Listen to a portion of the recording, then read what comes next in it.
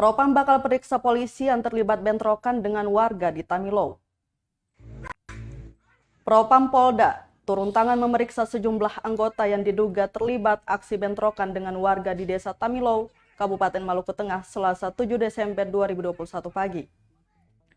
Bentrokan yang terjadi antara warga dengan polisi ini mengakibatkan puluhan orang terluka dari pihak warga Tamilow dan anggota polisi.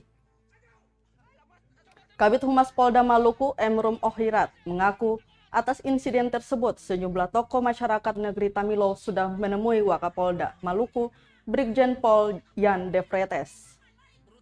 Kendati demikian, Rum tak menjelaskan lebih lanjut jumlah personil yang diperiksa terkait bentrokan dengan anggota warga tersebut. Yang jelas pihaknya berkomitmen untuk menindak siapapun anggota yang terbukti bersalah. Mereka akan disanksi sesuai dengan aturan perundang-undangan yang berlaku. Untuk diketahui, bentrokan ini terjadi saat polisi hendak menahan belasan warga desa Tamilow yang terlibat perusakan tanaman warga desa Sepa dan pembakaran kantor desa Tamilow.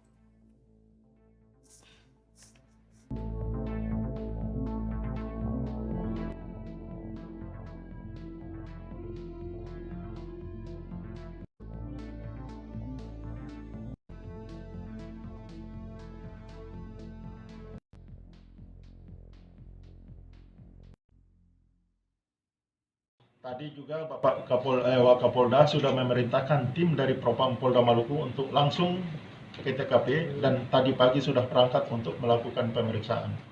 Tentunya kita berharap agar hasil pemeriksaan nanti akan kami sampaikan secara terang benderang kepada rekan-rekan. Intinya percayakan saja kepada kami, yang benar pasti kita akan nyatakan bahwa benar, anggota yang salah tidak mungkin kami tidak mungkin kami.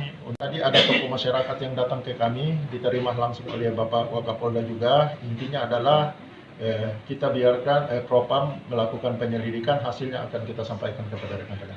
Kondisi di sana gimana Pak sekarang? Kondisi di sana tadi pagi sempat ada penutupan jalan. Kita sementara informasi terakhir saya belum dapat apakah sudah dibuka atau belum, saya belum sempat update informasi terbaru untuk saya sampaikan kepada rekan-rekan.